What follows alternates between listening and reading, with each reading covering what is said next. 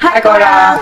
Untuk video kali ni kami nak tunjuk dekat korang cara pemasangan khemah waterproof. Dan kalau korang beli untuk kita orang punya khemah waterproof, korang akan dapat percuma panjang dan segulung tali tau. Korang boleh tengok video ni sampai habis. Untuk khemah waterproof daripada Hutan King, kita bagi dekat korang 3 rokpul dalam storage bag macam ni secara percuma. Untuk 2 rokpul korang pasang dekat bahagian khemah, dan untuk 1 rokpul lagi korang pasang dekat bahagian living room. Korang akan dapat outer layer macam ni, yang ini warna biru tau. Dan untuk warna hitam ni korang pasang dekat bahagian khemah. Untuk rokpul ni korang just pasang saja dekat bahagian khemah. Korang jangan risau tau, untuk kita punya rokpul ni dia dah ada stretchable rope dekat bahagian dalam.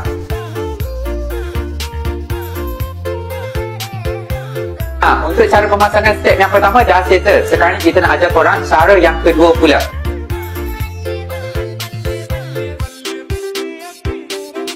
Bila dah siap panjang tadi, korang just kunci dekat bahagian bawah dan korang hanya lock bangka sahaja.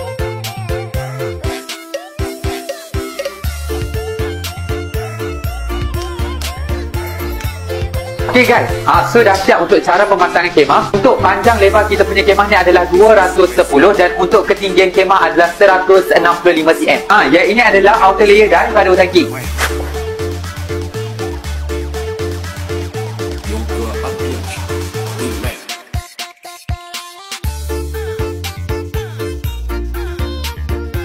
Yang ada penanda merah ni untuk bahagian living room.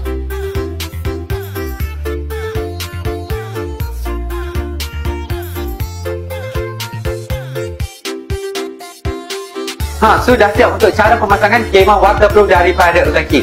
Untuk dimension keseluruhan, panjang dia 320 cm, lebar 210 dan ketinggian masih sama iaitu 160 cm. Untuk bahagian outer layer ni nak lebih kukuh, nak lebih tahan, korang kena pakai pancang yang kita bagi secara percuma dan korang pancang di setiap sudut. Yang mana berminat untuk dapatkan khemah waterproof daripada Hutan King, korang boleh tekan beg kuning dekat bahagian bawah dan korang boleh komen dekat bahagian bawah nak tengok video apa lagi lepas ni. Bye!